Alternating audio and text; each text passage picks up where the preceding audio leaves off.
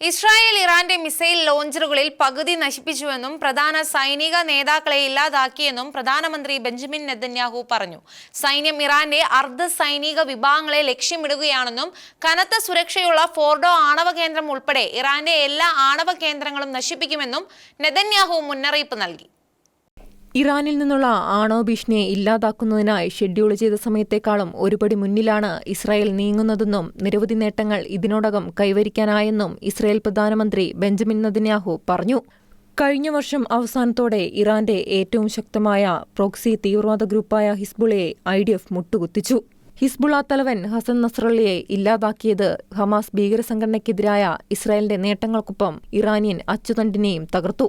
Iran ആണവശേഷിയിലേക്ക് കുതിക്കുകയാണെന്ന് വ്യക്തമായപ്പോഴാണ് താൻ സൈനിക നടപടി തീരുമാനിച്ചതെന്നും നെതന്യാഹു പറഞ്ഞു. ഇസ്രായേൽ ഇറാന്റെ ലോഞ്ചറുകളെ ആക്രമിക്കുകയാണ്.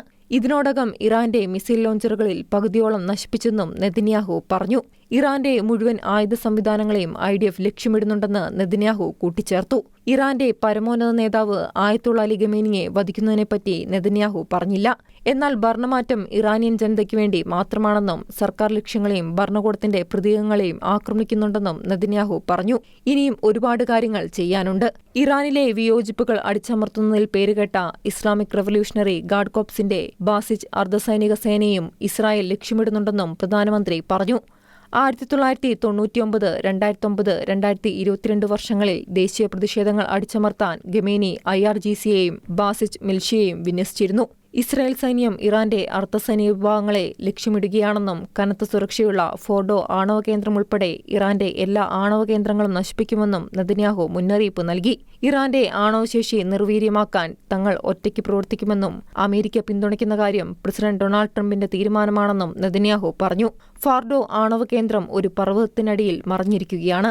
അമേരിക്കയുടെ ബങ്കർ ബസ്റ്റർ ബോംബുകൾ ഒഴികെ മറ്റാർക്കും എത്തിപ്പിടിക്കാൻ കഴിയാത്ത സ്ഥലമായാണ് ഇതിനെ കണക്കാക്കപ്പെടുന്നത്.